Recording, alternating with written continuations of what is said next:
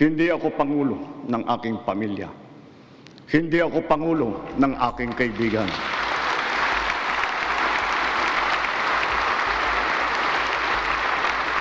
Ako ay pangulo ng Pilipinas. We have moved on from the reactive approach. Now we are not only proactive but predictive as well.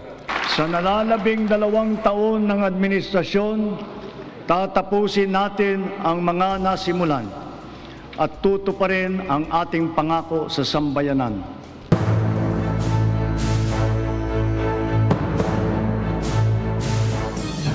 Tuloy ang investigasyon kung may kaugnayan na ang 2 improvised explosive device na natagpuan malapit sa Department of Justice at sa Senado ilang oras bago ang State of the Nation address kahapon. Umabot naman sa higit 50 ang mga ralistang dinakip kasabay ng SONA. Magbabalita si Mon Gualvez. Nangibabaw ang kulay pula sa bahagi ito ng Commonwealth Avenue sa pagdumog ng supporters ni Pangulong Bongbong Marcos. Nag-watch party sila sa ikalimang State of the Nation Address o SONA ng Pangulo. Ang tema ng programa nila, tayo na sa bagong Pilipinas. Para sa ating mahal na Pangulo, sana po lahat po ng pinangako mo po ay matupad po. Lahat ng kurakot sana po ay mapakulong, mapanagot ang lahat ng dapat managot. Sa kabilang panig naman ng Commonwealth Avenue, nagkainitan ng mga ralista at pulis. Nasa 51 ang dinampot ng mga pulis at isinakay sa bus ng BJMP. Sinubukang mamagitan ng mga lider ng militanteng grupo pero wala silang makuhang direktang sagot. Tuloy ang ibang ralista, sinubukan ng harangin ng bus kaya muntik pang masagasaan. General, ito ba ang tinatawag yung maximum tolerance? Kasi sa tingin namin, ito ay maximum panunupil, maximum na perwisyo sa taong bayan. Bakit kailangan kaming sagasaan? Bakit kailangan pagbantaan kami? Naaarestuhin din kami?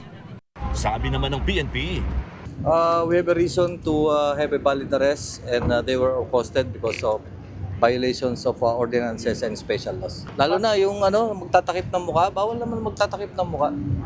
Lalo na yung nangyari noong September last year. Kita nyo naman, di ba? And ayaw natin payagan na sila pa ay magpatuloy na manggulo dyan sa kalsada. At maapektuhan of course yung tahimik na nagpoprotesta. Sa kabila nito, tinuloy pa rin ang protesta.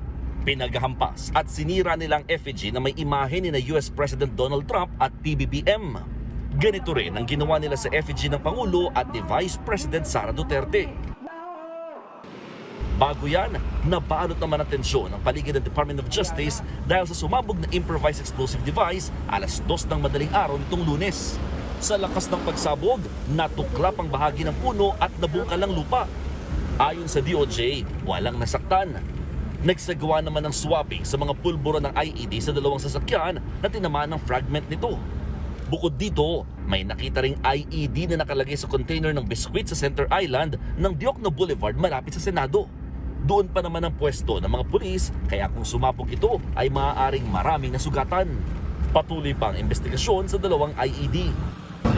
Para matukoy natin at ano ang dahilan. Debate possibility or probability magkaugnay. Kapatid, ako si Mon Gualvez para sa 1PH.